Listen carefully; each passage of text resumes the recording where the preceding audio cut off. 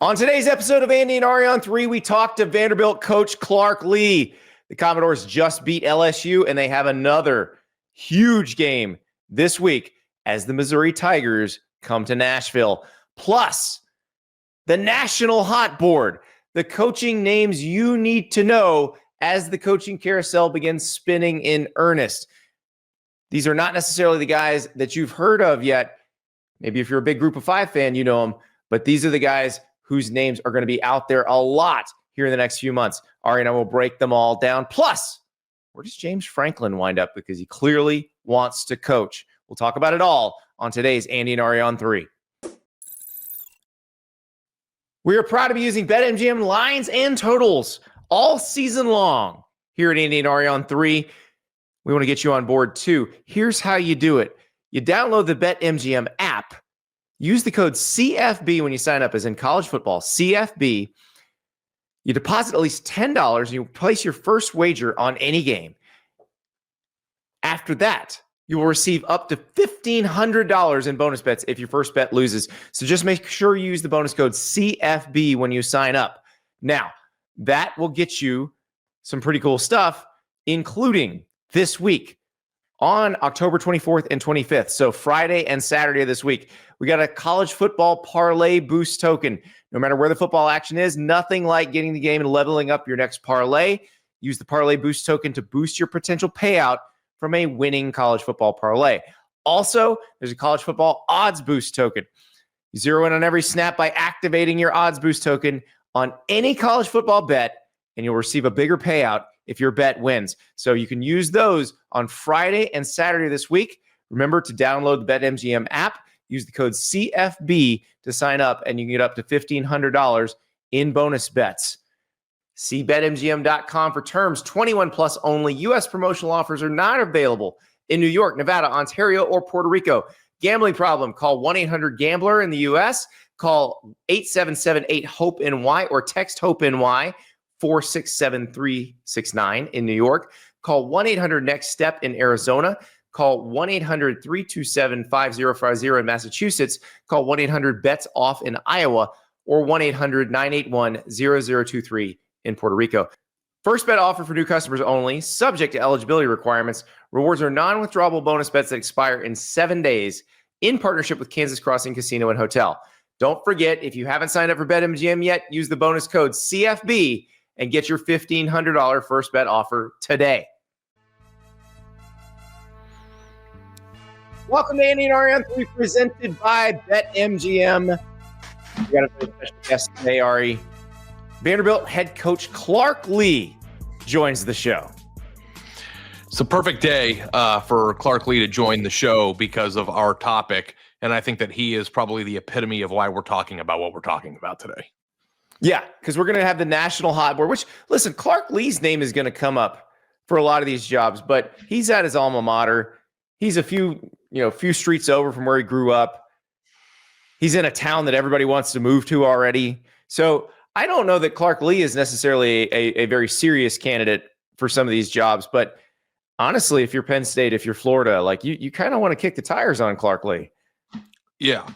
And Clark Lea, before he was hired at Vanderbilt, would have been the prime candidate for this list. And I think that the premise of, our show, but, certainly a column I'm planning on writing later this afternoon when we're done, Andy, is the sexiest name or the name that you're most familiar with always the best hire? How many people were ultimately that familiar with Clark Lea before he took the Vanderbilt job? How many people were familiar with And Clark Lea was a slam dunk hire for Vanderbilt because he was a really good defensive coordinator at Notre Dame. He was a Vandy alum. He had a very distinct, clear vision for the program. And you're seeing that come to life now. And the question, and we'll probably ask Clark Lea this question, is, are you in a position now where you feel like this is a destination job for you, where you've turned it into a destination job?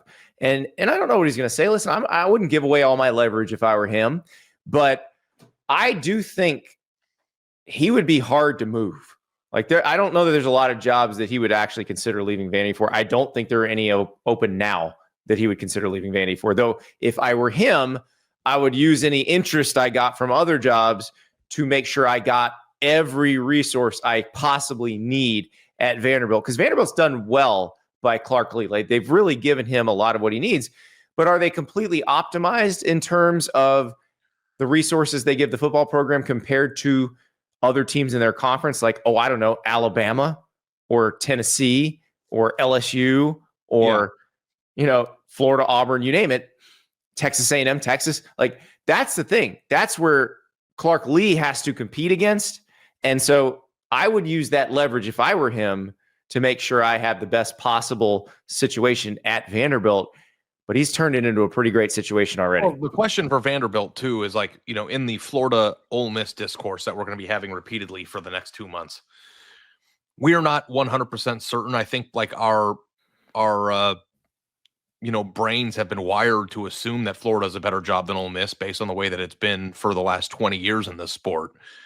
But like, I don't know if you play that game with Vanderbilt yet. Like, we're playing that game with Indiana and Penn State a little bit. That's more lopsided, you would think. And the coach at Indiana State at Indiana. Is Vanderbilt in this new era of college football is the only thing that Vanderbilt and Arkansas, another job we're going to talk about, is conference affiliation where it starts and finishes now for a program? It's like, in the SEC, which is a huge deal. Like, is that it? And like, okay, on Saturday last week, Vanderbilt was better than LSU. Like, Clark Lea's team is better than Brian Kelly's team right now. So if you can do that now, why in the world would you want to go anywhere else? Because you can make that team better than a lot of other teams. And there have been times in the past, I don't remember who James Franklin beat 13 years ago there. He won 10 games, so he must have beaten some pretty... He won 9 games 2 years in a row. Yeah, 9 games 2 years in a row. So he had to have beaten, to get to 9 wins, at least a few traditional SEC powers along the way. And so there have been instances where a team has outplayed its status by assembling a really good team unexpectedly. But the reason why Vanderbilt's record against all those elite level SEC teams is so putrid, it's awful, just historically, is because historically speaking, it was not on the same playing field. It wasn't. It was in the same conference, but all the other things that went into creating a football superpower, Vanderbilt did not have at its disposal. So the question now is, what can Alabama offer Kalen DeBoer that Vanderbilt cannot offer Clark Lea? And I'm sure there are things, maybe that's geography, maybe it's, historical relevance and the way that recruits and transfers view that program. But if the gap between what Alabama used to be able to offer Kalen DeBoer and what Vanderbilt could offer Clark Lea was an ocean in 2018, and now it's a lake, like, that changes the entire paradigm of the sport. And I don't know if we're just like overreacting, like, because like people got mad yesterday. I don't know if you saw, people were mad at like the notion that Ole Miss was as good of a job as Florida. And like, I just do not think people are thinking clearly yet about. Again, I went to Florida. I live in town. I'm telling you right now, from an objective standpoint, you can win the national title at either place. The ceiling is not that different, but it really isn't. And I think I know what you're going to say, but I have to ask it just for the listener's sake. Can you win the national title at Vanderbilt? I would have said no, probably up until last week. And we're going to talk to Clark Lea about that, because we made fun of him. And we made fun of Diego Pavia, because Clark Lea got up at his first SEC media days and said, our goal is to win the national title. Diego Pavia this offseason said, our goal is to win the national title. I don't think anybody's laughing anymore. No, I laugh. Let's talk to Clark Lea about that, because I'm fascinated by how he's done this. It's been amazing. Here's Clark Lea. We are joined now by Vanderbilt head coach Clark Lea. The Missouri Tigers coming to town. Vandy just beat LSU. And Clark, the first thing I'd ask you, because you had another one of those moments in the LSU game where it's fourth down, you go for it, and Diego Pavia just pulls this Houdini act where he spins away from a tackler, finds somebody on the other side of the field, and you convert. How much does Diego Pavia change a coach's fourth down math? Well, I mean, again, my job is to try to best position the team. And if I can get him one more snap and allow him to create, I think, that's good for Vanderbilt football. So, the math is the math. We don't deviate from kind of what our book tells us or what, in addition to that, what my instincts are for what the moment calls for. But the fact that we get to snap it to him gives me peace of mind that we can go for it a little more maybe than I would typically, knowing that he has the ability to create. The thing that play, like my jaw hit the floor, by the way. I don't know about you guys, but what does having somebody who not only is really good at football, but is like a lightning rod, like for attention and excitement? Like, I feel like Diego Pavia represents like what makes college football great, the type of personality he is, the way he carries himself. He's funny in the offseason, serious during the regular season. Like, what does that do for Vanderbilt football to have somebody that's such a lightning rod? Well, it's huge. I mean, I can't, begin to express what he's added with respect to his personality, who he is. And I mean, that's also, in the serious ways too. This guy is super curious. He's humble. He's a connector. I mean, he's become one of my favorite people in the world, not because he's a good football player, but because he's a good human. He's interesting and he's interested. And the fact that he's also hyper competitive and, there are only so many of these kind of guys alive that can take a game over, can put a team on their back. And I think in the locker room, until you've had alpha leadership down there, like there's only so much a coach can do to get, a team galvanized and leadership aligned. But I believe once you have had one alpha, that gives way to more. And so he'll leave a legacy here, not just in the results on the field, but also in how he's helped establish that player leadership model that'll help this program elevate and go after more. But we love him. He's a perfect fit for Vanderbilt football. And I'm soaking up every day I have with him, from here to the finish line. So Clark, I want to take you back to when you took the job. And I'm pretty sure I went on video and made fun of you guys for learning how to stretch for 3 hours in your first practice and doing it because you were obsessive over these little things about you're going to do this the right way and we're not going to move on until you guys figure out how to do this. And then you're like, I was like, okay, how does that help you beat East Tennessee State, who was the first team you had to play right out of the gate? But and we did. Since you've proven us all wrong, it helped us too much. Well, maybe it didn't then, but like, what does that mean now? Yeah, that you've had several years of that culture being this program. Well, this was a really sick place when I got here, and it's hard to think back to that honestly, because I didn't really understand the depths of where we were and how far we had to go. I think I learned that as that first year went along. But this is a human endeavor, and human psychology is so challenging. And I think especially in a place where there's so much negativity around you, it's easy to play the victim, and it's easy to have hopelessness. And ultimately, what we were trying to do with teaching them how to warm up the right way and to be accountable and dependable was force them to focus on the smallest things and take control of those small things, knowing that in the end, the small things lead to the big things. And if we can't do that the right way, how could we ever expect to organize ourselves in a way to beat the opponent? I think in some ways, when you've been so distanced from winning,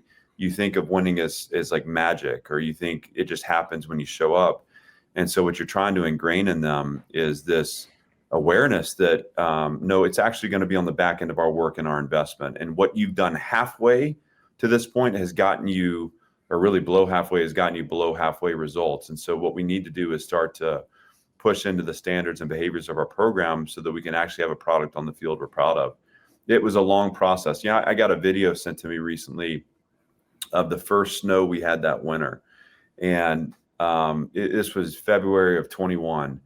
And, again, I think like losing is like a plaque, and it kind of calcifies everywhere. And so, people that have a role that doesn't include calling plays or running the plays, they start to kind of withdraw from support of the program too. So at that time, it was the first snow of the winter, and we didn't have anybody that was going to clear the sidewalks. Also, what had happened is in the past, when it snowed outside, training became optional, and obviously that was never going to fly in the program I was running. But we got out at 5 a.m. as a coaching staff, and we cleared the sidewalk, and we literally cleared the path to training for the players in that occasion. And that's just an example of kind of the links we've had to go to get this where it is. And now, look, as you start to win, winning becomes habitized too. And so the attitude I feel like around our program and in our community now is like, hey, this is a winning program. This is the expectation. This is what we're going to do. But certainly that was not the case. And we had to go to the bottom before we could, actually build back something that resembles what we have today. Now that we're all on the trust tree and we're, talking about things that, we laughed at when Diego Pavia said that he came back to win a national title this year, I laughed. And it's not so funny anymore. I'm wondering, is part of the battle in being a successful program also making statements like that not funny? And do you have to retrain the human brain, whether it be a fan or a recruit or anybody who watches college football, into not viewing Vanderbilt in the way that we've been indoctrinated viewing them for our entire lives before you got there? A lot's been made of my remarks in 22, where I said at media days that we're in time will be the best program in college football. And I guess, I don't want to say, for me personally, what I knew to be true is we have to train the minds within our program. Really, the only value that we care about is the value we create with our investment. And so, what we say externally is actually just a manifestation of what we believe internally. And we know that people outside our program will judge it however they want to judge it. But when we say those things, we're speaking to our target audience, which is our team, our staff members, the people that are pouring into this program and that believe it has the potential to become what we know it can become. And so I think one of the great exercises is not limiting yourself based off how you're going to be judged externally. It's just like, hey, we believe this, and so we're going to work to create it, and we're not going to be fearful and to say it. And what the world expects from Vanderbilt football is for us to stay in the corner and for us to stay small and to play our part. And we refuse to do that. And I don't care what anyone thinks about that. So, the only way we get where we want to go is if we are all in on this idea that, the externals don't matter. All that matters is tending to the internal. What is the level of relatedness we have here? What is the level of investment we have here?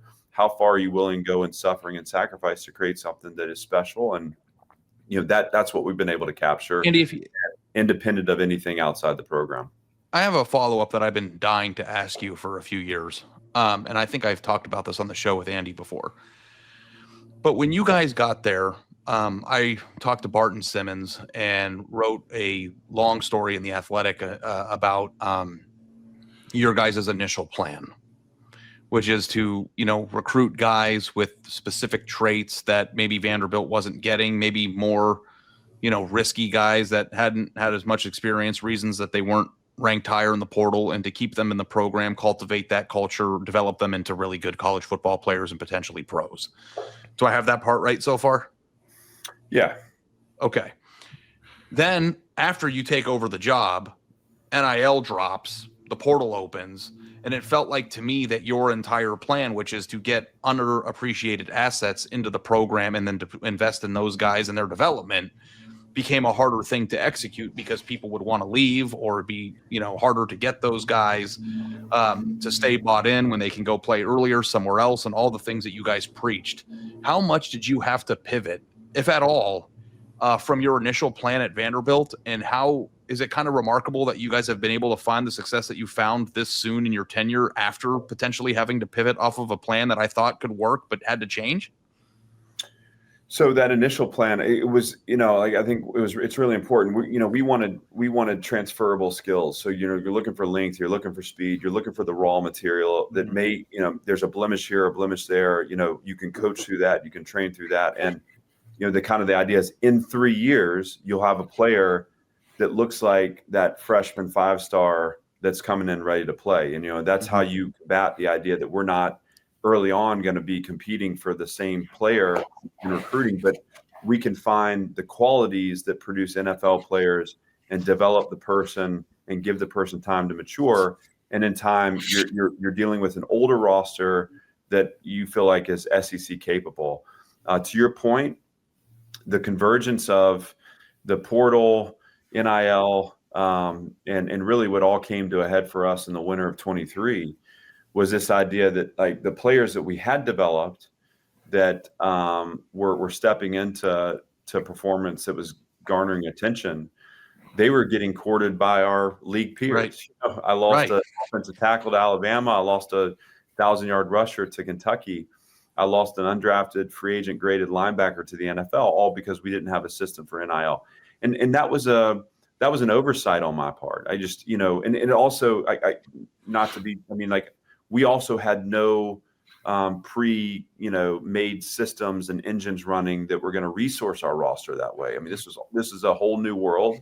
And for Vanderbilt, we had to get serious really quickly about what it was going to take. The primary objective in that winter of 23 is we have to retain the players that we have spent so much time developing here that will be that allow for that next level of success. And then it became the ones that we're ready to allow to move on. And we needed to have some of those guys move on. Now, how do we go out and we acquire people to build out the top end of our depth chart? And so you asked, was I surprised how quickly it turned? I think there were some real foundational. And by the way, when we went to the portal, we were still looking for the same things. You're looking for length. You're looking for speed. You're finding the more complete, finished products, that guys that have had snap experience. I think of a guy like Corday Sidnor. Certainly Eli Stowers would be an example. Certainly Diego Pavia would be an example. Randon Fontenette. I mean, these guys were guys that had the traits and maybe were a little further along in their development than they were when they were just freshmen. Had some snap experience that were able to bring that to the competition at the top end of our depth chart. And I think it was the combination of all those things, the foundational environment that we'd worked so hard to create and been methodical in creating, the talent, the early talent that we signed and developed on the field, and kind of took our lumps with those guys. And then this influx of guys that were able to build at the top end of our depth chart and address some needs we had.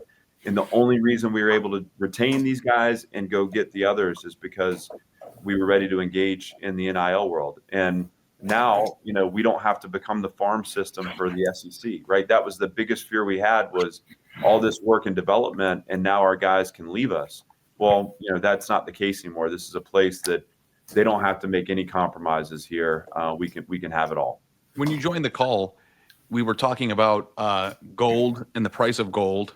And I think that it's funny that we're talking about this, because if you were somebody like my dad bought gold, and I was like, Dad, why are you buying gold? All you're doing is buying gold and collecting it for the toughest person on your block.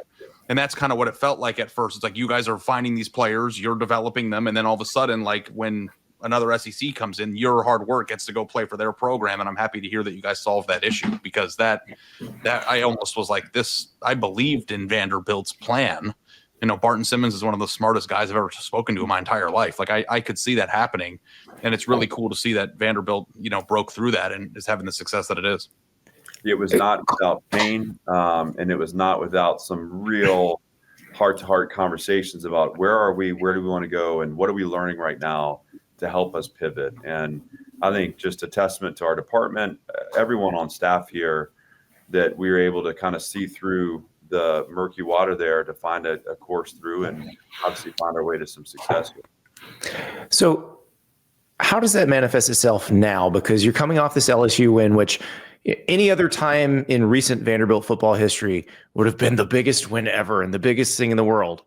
But you guys went into that game as the favorite. You played like the favorite. You beat them in a fairly routine, non-fluky way.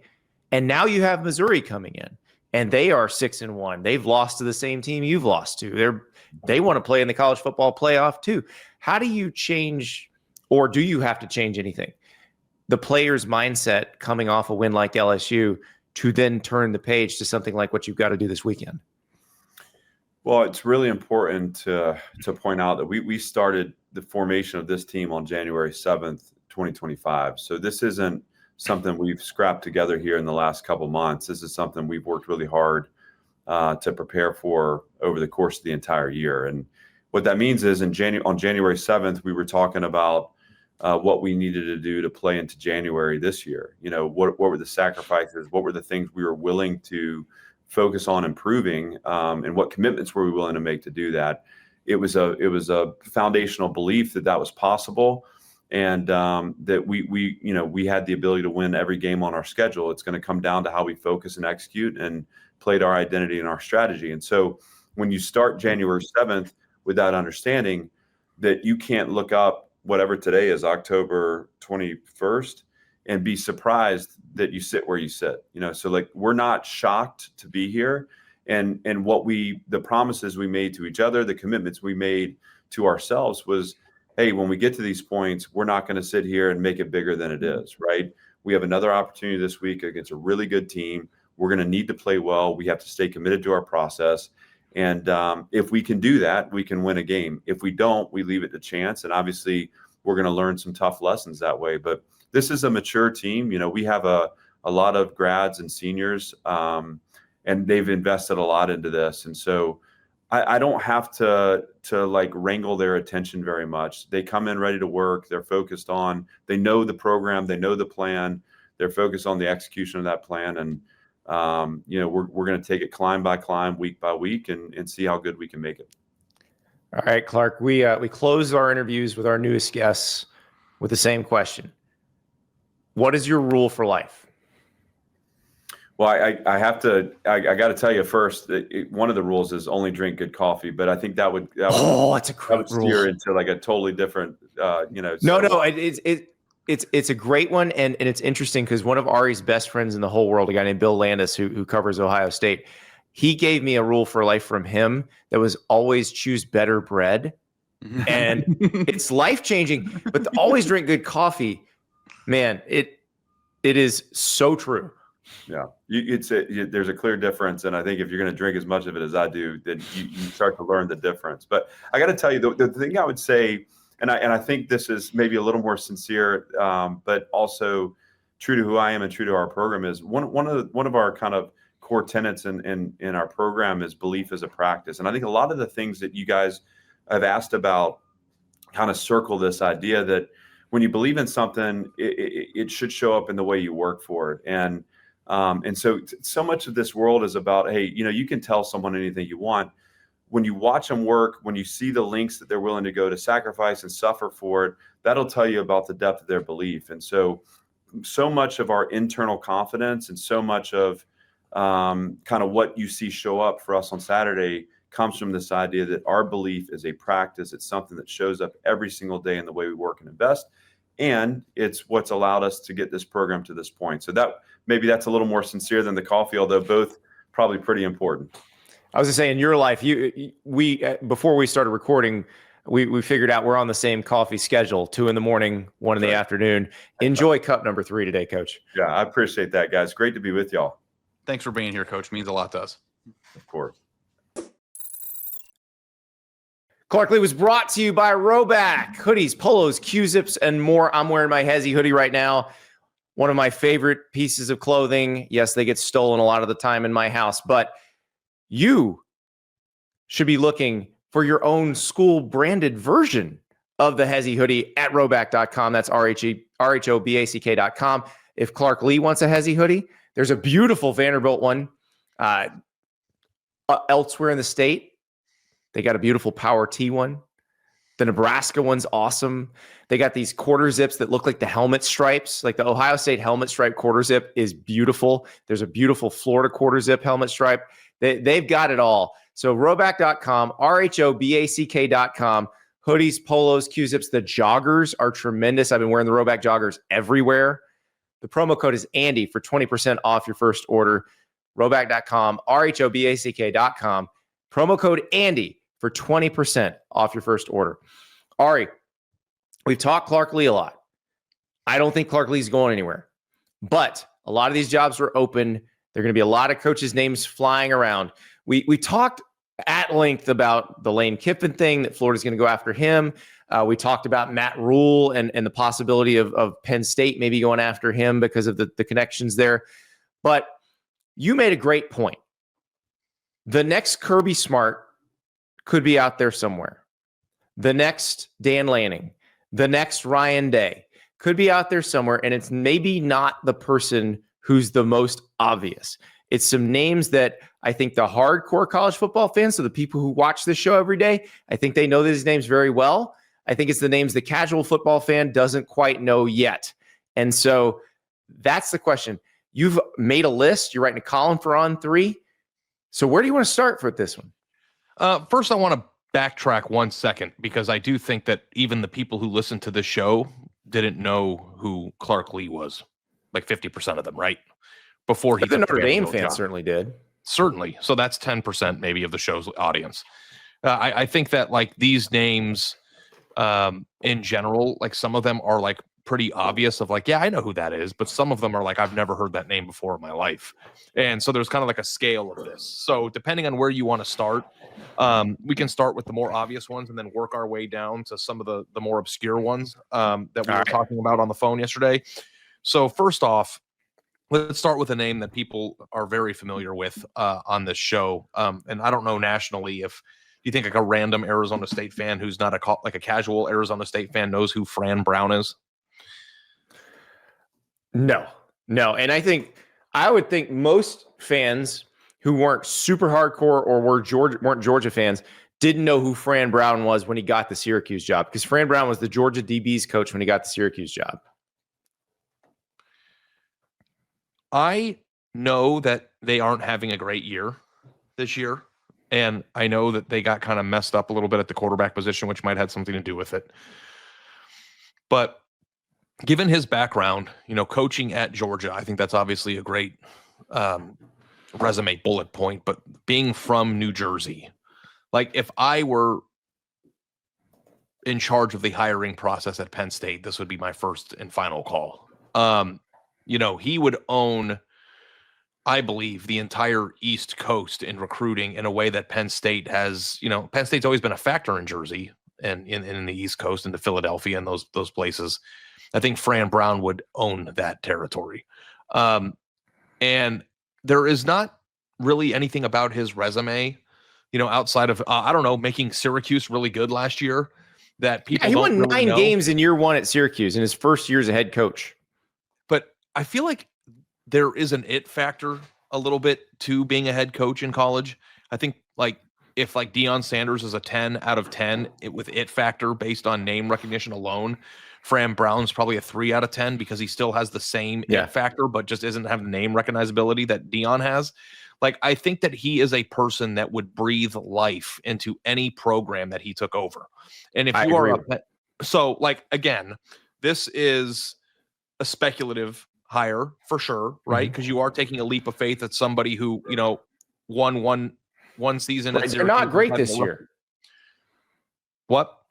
They're not great this year. Syracuse. Not great this year. So you would take a leap of faith. But I do think that when it comes to attracting talent, and when I was speaking at the Gainesville quarterback club with you last week, I brought this up. When Fran Brown took the Syracuse job, Andy, we were at the Athletic, and he said in his introductory press conference that Syracuse would be in the mix or recruiting 4- and 5-star players because it doesn't matter where you are; you're recruiting the person, not the program, and vice versa. And I called him to write a story about this, and I need to go back and read it. But I remember being like, "All right, Fran, you promised everybody that you were going to do something. You're not going to be able to do that. What's the actual plan for making Syracuse good?" And the man got mad at me on the phone. Even the insinuation that he wasn't going to be able to recruit high-level players was an insult to him. I think that turned out to be the column in the story that I wrote. Could you imagine with the Penn State resources and the Penn State, aura, what that guy could do there? He would have a roster that could compete with Ohio State and Michigan and that bunch immediately. And if you're Penn State, and like this is a general hot board, so it's not just about Penn State. This could be for anybody that's like kind of in that realm. I don't know. Don't you think he'd be pretty good at Florida? I think he'd be good at Florida. I think he'd be good at Florida State if that opens up. I think he'd be good. You could put him in Arkansas and he'd be good. That's the thing. There's no limitation on the guy. Interestingly enough, do you know who one of his greatest mentors is? It's the guy who actually recruited him out of JUCO when he was a player. It's Matt Rule. Matt Rule recruited him to Western Carolina when Fran Brown was a JUCO player. And then Fran Brown, his formative years, a lot of them were working for Matt Rule. And if I'm not mistaken, I'm 90% sure this is true. Wasn't Pat Kraft the AD when he was on the staff at Temple too? So there is a sure was. So I think that this is like a home run for Penn State, and I don't think they're going to do it. So maybe, but like if you're like trying to go from really good to great, bringing somebody in like that would be a pretty big swing. It might be like a fastball down the middle. You swing as hard as you can, and you may miss. But if you hit contact, buddy, you might go to a place that you didn't even think you could go. Well, and that's the thing about the Penn State job, because we've talked about this. The comp for the Penn State firing James Franklin, there's only one. It's Georgia firing Mark Richt. And Georgia paid it off by hiring Kirby Smart. If you don't hire, if you're Pat Kraft, if you do not hire a Kirby Smart, Ryan Day level coach, then you shouldn't have never fired James Franklin in the first place. And how much of coaching is resources? Some of it, but not all of it. I think 20% would be my if I had to put a number on it. But if you don't have that 20%, you're in a bad spot. I think Fran Brown has the it factor to combine with that 20% to create some sort of like explosive scenario in a good way. Yeah. I agree. I think he would clean up in terms of roster building. But I also think if you look at his first season at Syracuse, he showed you he knows what he's doing from a putting a staff together standpoint, game management standpoint, and he's still very young as a head coach. He's still learning as a head coach. He is. But and don't give me, I don't want a coach to learn on the job. Kirby Smart learned on the job, and he's done just fine. Ryan Day learned on the job, and he's done just fine. Dan Lanning learned on the job, and he's done just fine.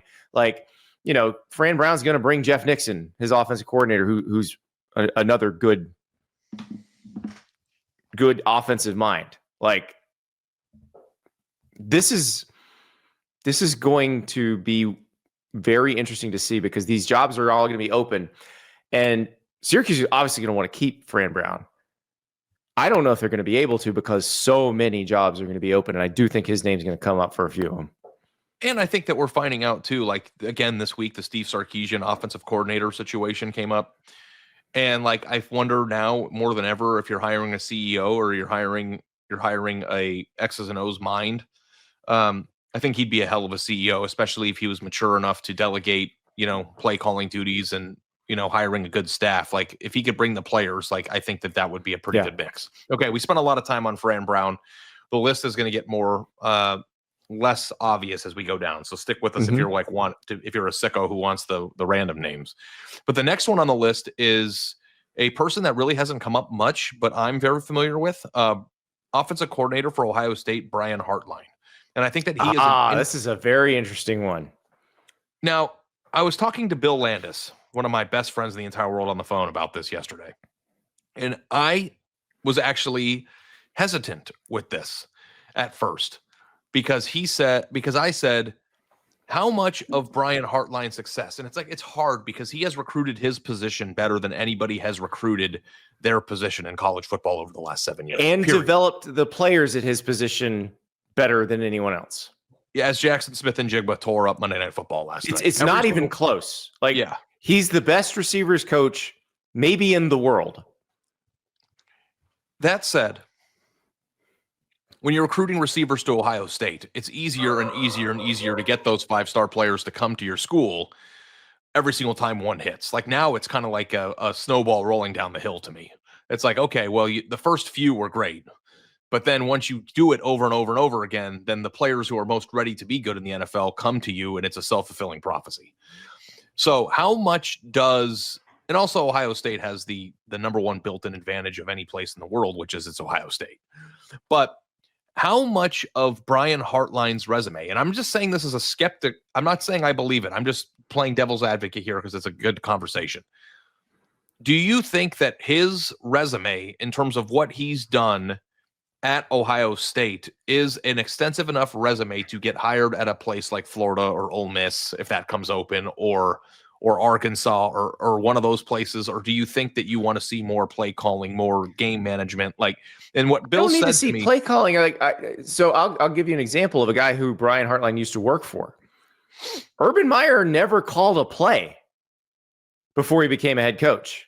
He was the wide receivers coach at Notre Dame. He never called a play as the Bowling Green head coach. He never called a play as the Utah head coach. I mean, yes, I'm probably sure he recommended some plays to Dan Mullen to call, but he wasn't the primary play caller. That isn't a prerequisite. Ed Orgeron won a national title without ever calling a play. Urban Meyer won 3 national titles without ever calling a play. Dabo Swinney won 2 national titles without ever calling a play. So here's the question Bill posed to me, and it kind of hit me in the jewels. If you don't think that Brian Hartline is ready to be a head coach, I'll challenge you with one thing. Give me one discernible difference between Brian Hartline right now and Dan Lanning 6 months before he got hired at Oregon. Dan Lanning was a play caller. But I just said it doesn't matter. But Brian Hartline, you're comparing him to the wrong person. Let me help you with your analogy. Brian Hartline is Dabo Swinney in 2008. He is Urban Meyer in 2000. But he is calling plays. That's important to but he's been doing it for like a half a season. So yeah, I would, if we're just talking about his body of work, it's more similar. Like, what was Dabo Swinney at Clemson? Ace recruiter, culture guy. That's why he was named the interim coach.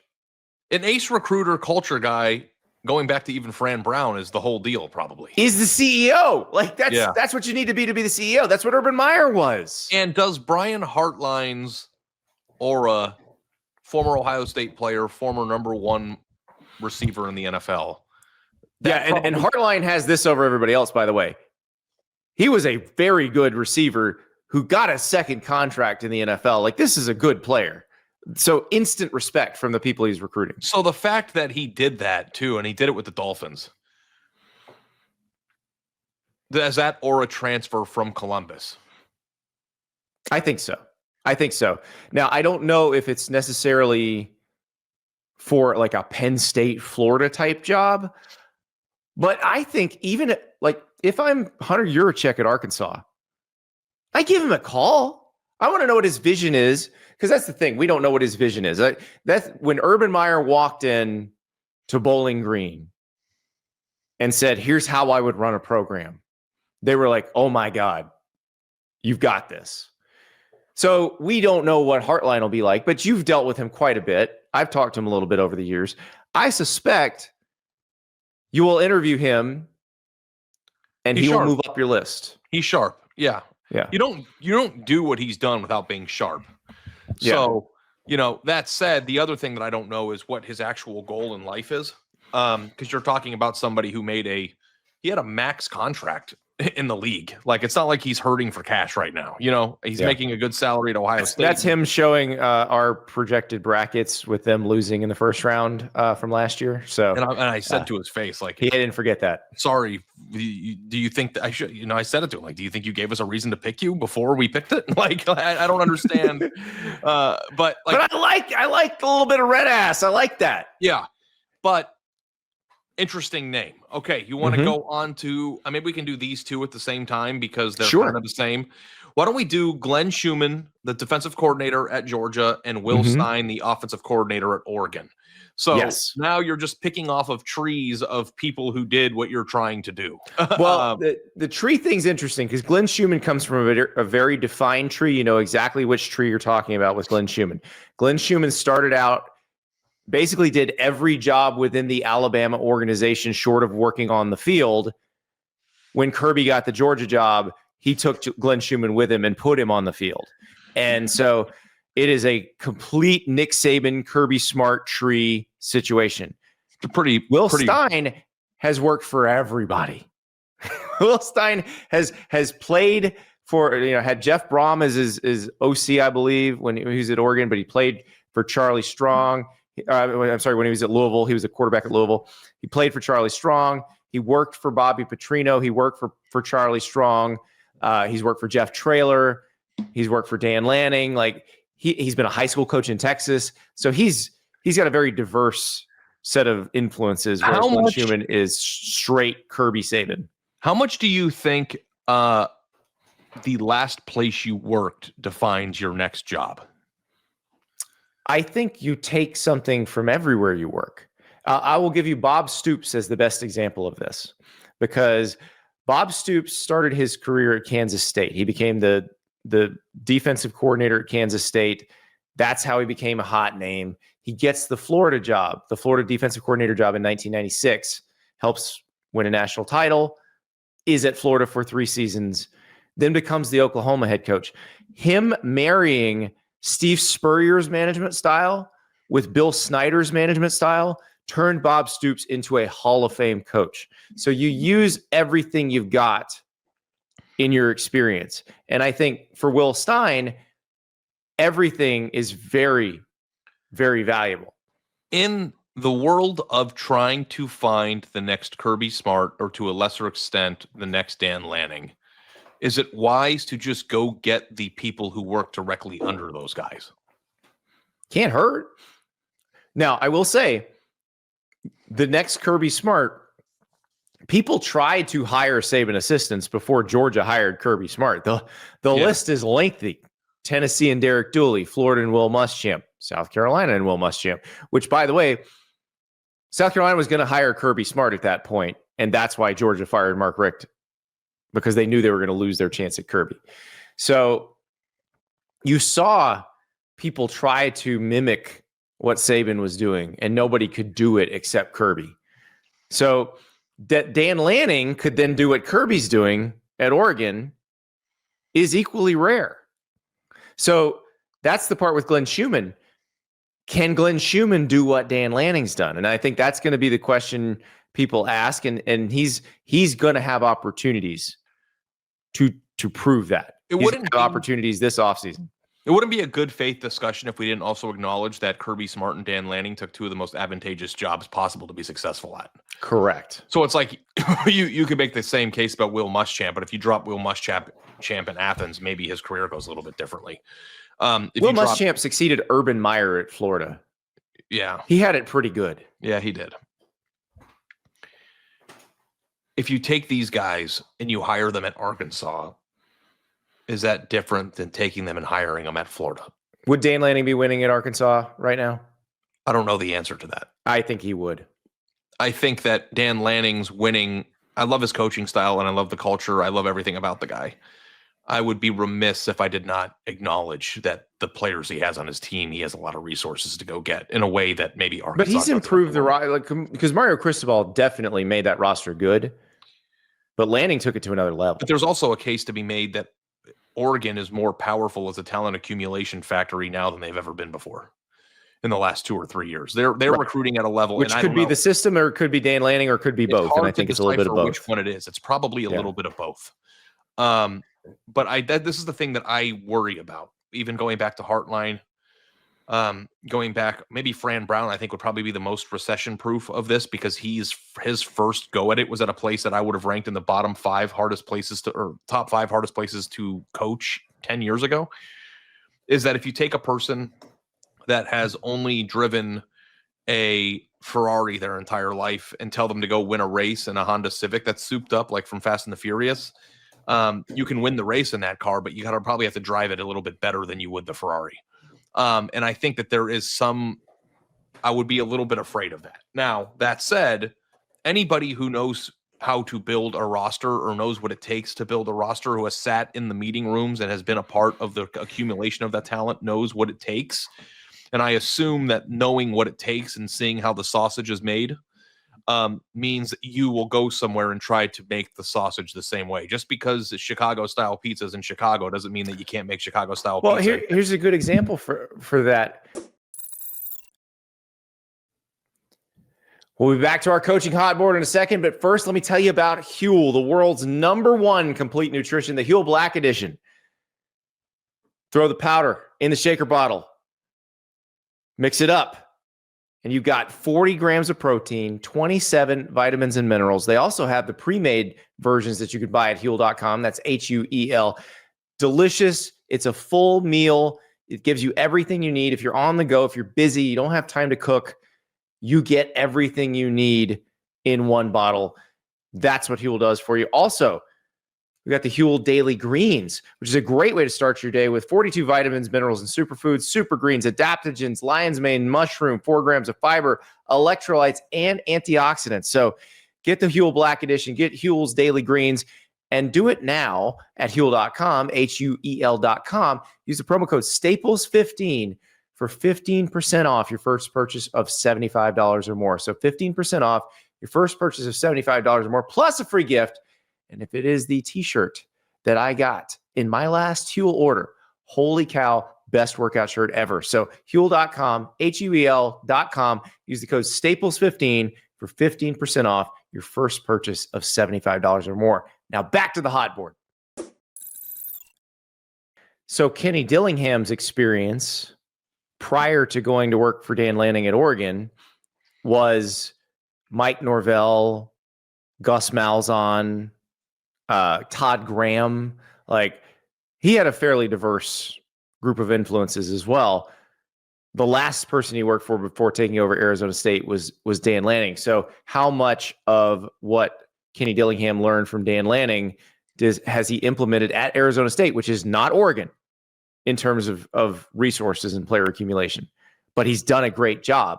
So if we're talking about it like that, then I would imagine Will Stein has probably learned quite a bit as well.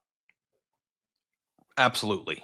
Now, if you want to go down this rabbit hole for 5 seconds, do you think that if you put the 4 names we've mentioned, Fran Brown, Brian Hartline, Will Stein, and Glenn Schumann all in a row, and you just all have them start at an even playing field, do you think that one coach would be more likely to be successful at a higher ranked program? One coach would be more successful at Arkansas? That's a good question. It's like if you put Brian Hartline at Florida, I think it would hit. Like, I think he would, because that's what he's used to. Fran has the Georgia period for Fran was really the only time he got to be at the superpower. He's worked at the non-superpowers for most of his career, at Temple and Baylor. So, like, I would think he's more successful at the one that doesn't have it all, because he's already dealt with that. Yes, I would put Fran Brown over the other 3 at a place that. But Will Stein's been at UTSA. Like, yeah, he knows what that's like too. Yeah. Well, I just mean from at least the thing that Fran Brown has that the others don't is that he has head coaching experience and a track record, at least for 1 year, of having enjoyed success that was not commensurate with the rest of the history of the program for the most part. And that's the thing too, to go back to the initial conversation, which is Arkansas really that much worse of a job than Florida? Like, I don't know. So it is all very tricky, but these are names that we have been talking about quite a bit. All right, let's go down the list a little bit more here, Andy. Okay. Bob Chesney. Oh yeah. James Madison head coach. And I think that if you want to hire directly and pick the apples from the tree, that, like, the Nick Saban tree that turned into the Kirby Smart tree has got to be the most expensive fruit at the market. What if we start trying to duplicate the success of Curt Cignetti and taking somebody that went that path, or duplicate the success? And there's another name. I'll just toss them in here because I don't know if we have enough time to talk about 15 people for 10 minutes. But a guy like Mike Jacobs, you've never heard of this person. That's the name of my financial advisor, believe it or not. He is the head coach at Mercer. He's an Ohio State alum, and he's been winning. His record as a head coach in Division II is 90-21. Like, it reminds me of kind of like Kalen DeBoer. Like, do you take coaches who have won at the lower level at a very rapidly high pace? I think he's won or played in the conference championship game of his conference in like 6 of the 8 years he's been a head coach. And like, again, that's Mercer. We can even link him to a profile and On3. No one even knows who this person is. Well, and it's interesting because the guy Mike Jacobs replaced at Mercer, Drew Cronick, the current Navy offensive coordinator, is another one that I would say you kind of need to look into. So, yeah, he's made the Navy offense different and fun. We had an anecdote from a coach that had played Navy last year that said when they came off of a bye week, they ran 25 new plays he's never seen in football before, which I thought was awesome. So that's another one. Drew Cronick is another name, but I want to get back to Bob Chesney because yes, he is at the job Curt Cignetti had before he went to Indiana, but Bob Chesney is not a Curt Cignetti tree guy. Bob Chesney's been a head coach for a long time. He's been at a bunch of different places. He was at Holy Cross before he was at JMU. And he was really good. He was at Assumption before Holy Cross. He's been a head coach since 2010, even though he's a very young guy, because he's been at lower levels. This is the Curt Cignetti path, even if he's not a Curt Cignetti tree guy. Because remember, Curt Cignetti wanted to be a head coach, was not getting any head coaching offers. So he went to Indiana University of Pennsylvania to be a head coach because that's who would offer him a head coaching job. Bob Chesney is very much in that mold. You've seen Bob Chesney take over JMU. And remember, JMU got pretty gutted by Curt Cignetti taking the best players to Indiana. And it really hasn't stopped Bob Chesney at all. 9-4 in the first year without Cignetti. And now they are 6-1 with a 4-0 record in the Sun Belt this year. Yep. So another name that I don't know. This is one. Okay, if Fran Brown does leave Syracuse, if they don't send the jet to pick up Bob Chesney, they're insane. But I also think any Northeastern job. So this is one that actually Pat Kraft should be looking at because Bob Chesney has been successful in the Northeast his entire career. Now he's kind of moved down to the DMV, but it's still kind of the mid-Atlantic. So jobs that I would look for. If either North Carolina or NC State opened, Virginia Tech is already open. These are all jobs that Bob Chesney would fit very, very well. Yeah. And how much do you buy one at a rapid pace at a smaller school that people don't watch? And how does that translate? Because I do think that there is a major gap between resources and recruiting and all the things that used to make coaches great between those two levels. But I don't know if there's a major coaching gap between X's and O's and like culture and all those things that you would need at lower levels that translate to the higher levels. So like I was scared as hell. I've said this a million times when Kalen DeBoer got hired at Alabama because he had a pretty limited track record just year-wise coaching in the Power Four.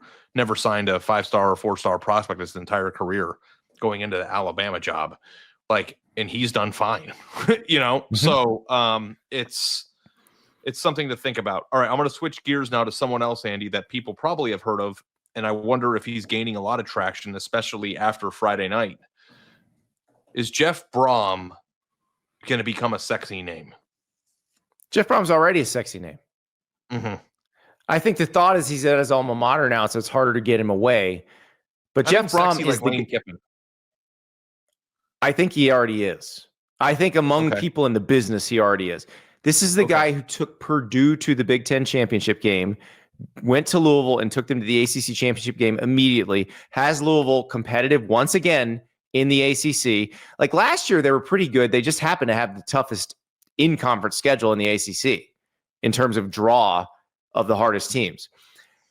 They are good every year. He gets the most out of his quarterback every year. He is one that Penn State should consider, that Florida should consider, that any other big premium job should consider. And you have to be a big premium job because otherwise you have no chance. He's not leaving for you unless you are a big premium job. And we're not sure if he's leaving at all. Correct. He's at his alma mater. It's home. It's where he grew up. But I do think this is not the Ole Miss Florida conversation. The ceiling is different between, say, Louisville and Penn State, or Louisville and Florida. What about Louisville and Arkansas? I would stay at Louisville. Okay. Because we do have that conference discussion. Yeah. I think I would stay at Louisville because I think you can get to the playoff easier at Louisville. Yeah. And if you get into the playoff in the next few years in your design or desire, if you ever want to leave, you can go get one of those big jobs. Yeah. Yeah. He's done a remarkable job. Here's another one, a little bit older, but kind of turning heads again this year. Willie Fritz at Houston. He's 6-1 at Houston. Are you kidding me? Houston. 6-1 at Houston. Obviously had great success at Tulane. I don't know, like, again, age is an interesting dynamic because I think that, like, Curt Cignetti is showing you that you don't have to be 28 or 38 to be a good head coach. I think we have it in our heads that, like, I feel like so many different coaches' profiles would be different if you, like, put them in a body with a six-pack and they were 31 years old, you know, and then they had the same resume. That's why Bob Chesney's the perfect coach because he already got the body. Yeah, you got to have a good body. I would hire this guy. The Willie Fritz thing, he's made every place he's been better, and he's been in a lot of places. That's the thing that I find so interesting. You know, he's made Central Missouri better. He's made Sam Houston State better. He's made Georgia Southern better. He's made Tulane better. He's made Houston better a hell of a lot faster than anybody thought he could. Tulane's entire scope of program is different because of him.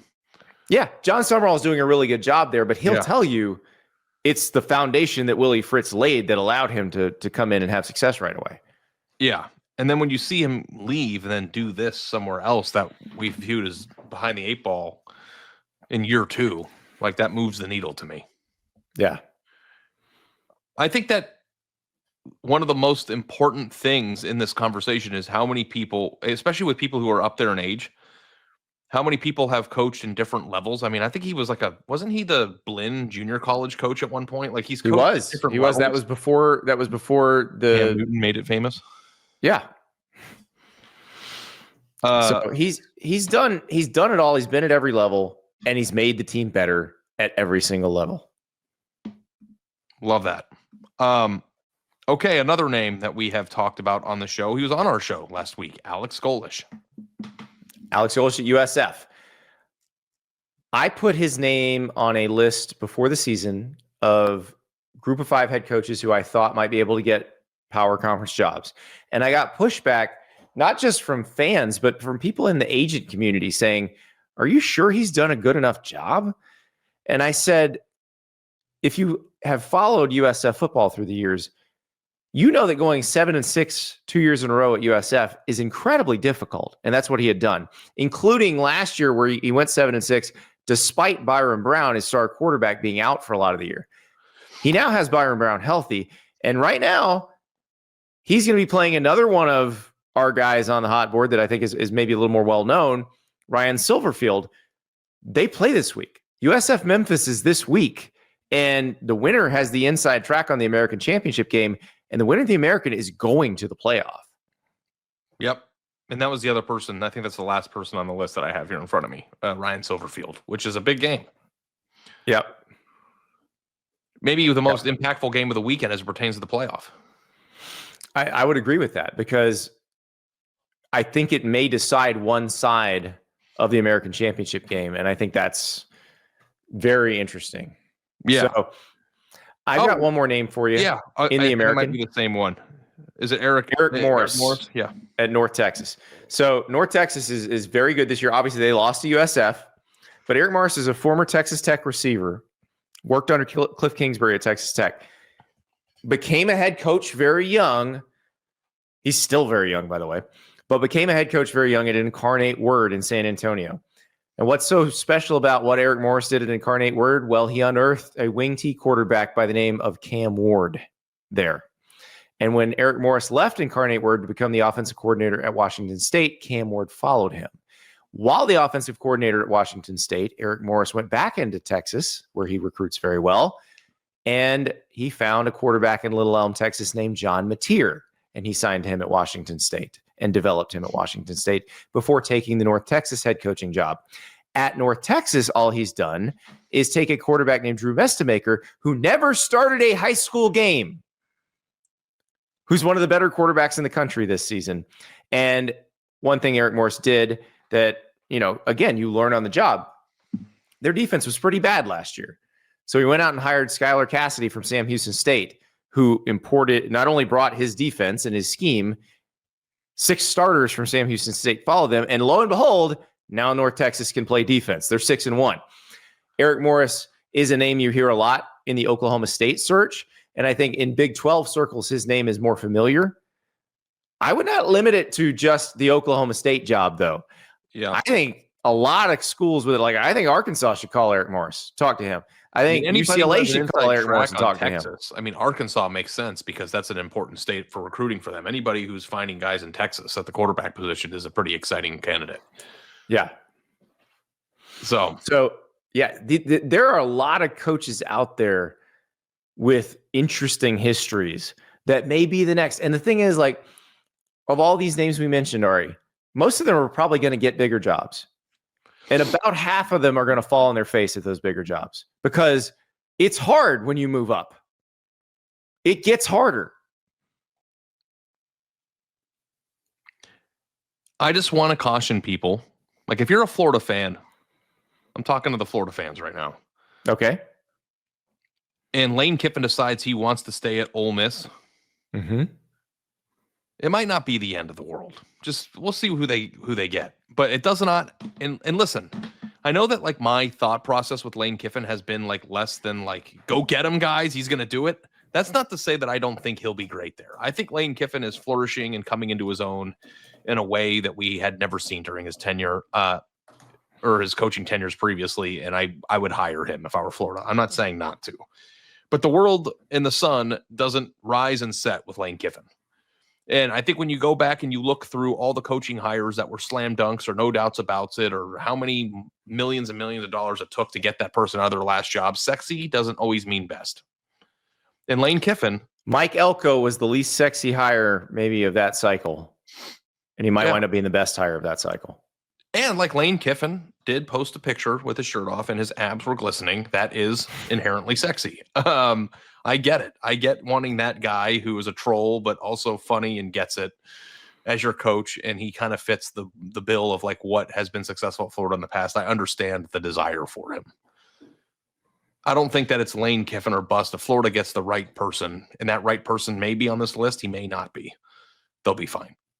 Well, that's the thing. I mean, Eli Drinkwitz is another one that if you tell Florida, like you were at the quarterback club with me and people said, well, what if Lane doesn't want to come? And I said, what about Eli Drinkwitz? Very similar. Like if I put their last 2 or 3 years up next to one another, you wouldn't be able to tell the difference if I took their names away. Mm-hmm. And they're like, whoa. And I'm like, their success level is pretty close, right? And it's like, sometimes people get in their minds, this is the guy, this is the only person. It's not true, but and they stand. We'll say this.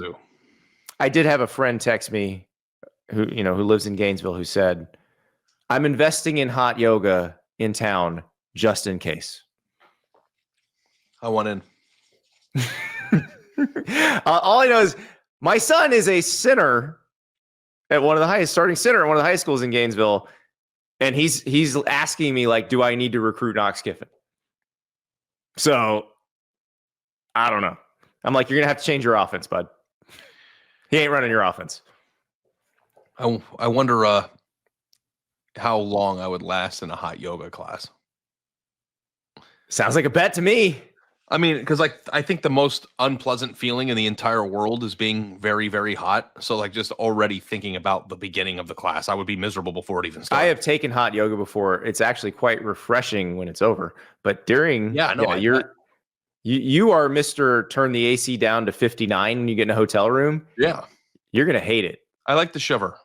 But it's good for you. Sweating is good for you. Feeling that you can have is a freezing cold room, commentary from a football game on a television, and a hoodie and shorts and socks underneath the covers. That's, to me, that's peak human existence. It sounds miserable. What? Just make the room comfortable and wear less clothing and get out from under the covers. It's comfortable. I'm comfortable in a wide range of temperatures, as I tell my wife frequently, and it really drives her nuts. I'm Are uncomfortable. you cold, Andy? I'm comfortable in a wide range of temperatures. Are you hot, Andy? I'm comfortable in a wide range of temperatures. That's actually a nice little gift, because if you like, I hate getting in Ubers because it's always too hot in them. I don't like being hot. Fun fact of the day. I think the names we mentioned today are all going to be pretty hot because there's going to be so many freaking jobs open. So, hope you enjoyed the hot board. Hope you enjoyed Clark Lea, and another big show for you tomorrow. I don't want to make too many promises, but I think we may have a guest that you're going to be talking a lot about after you hear this person on our show. Not making promises, but get ready. Just when you're going to want to see Wednesday's show. Just I'm telling you right now, you're going to want to see it. We'll talk to you then.